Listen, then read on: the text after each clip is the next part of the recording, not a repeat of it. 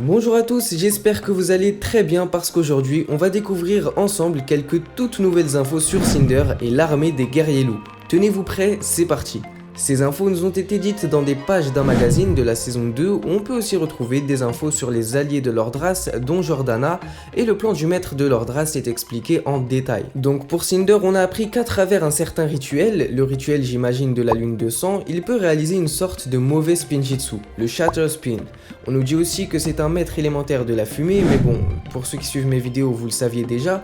Maintenant on va voir de plus près les masques de loup.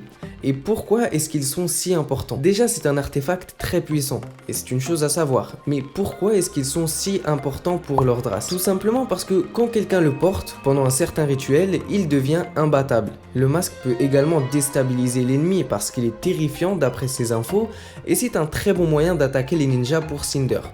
On voit dans cette partie du trailer que Cinder utilise le Shatter Spin et que Lloyd a quand même un petit peu de mal à le contrer. Ce sera donc une étape assez difficile pour les ninjas s'ils se trouvent obligés de combattre Cinder ou Jordana avec un masque de loup. Voilà pour les infos sur Cinder. Pour le plan de Lordras, ou plutôt le plan du maître de Lordras, ce texte nous a été révélé. Tout d'abord, Lordras a demandé à Jordana de capturer l'énergie du dragon source pour obtenir des reliques mystérieuses. On voit ce moment dans, je pense, le dernier épisode donc de la saison 1 où Jordana a un petit tube qu'elle donne à Lordras et en fait ça c'est l'énergie du dragon. Avec ceci, il peut désormais accomplir l'ancien rituel qui transforme ses nouveaux amis méchants en vrais boss. Boss dans le sens ennemi imbattable.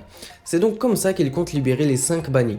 Mais alors, qui est son maître ? Qui manigance tout ça? Est-ce que vous avez des idées? Vous pourrez bien sûr tout nous dire en commentaire. Je trouve qu'on a pu apprendre pas mal de choses grâce à cette description du plan, et une chose que j'ai remarqué c'est que Lordras n'a jamais porté de masque dans les trailers.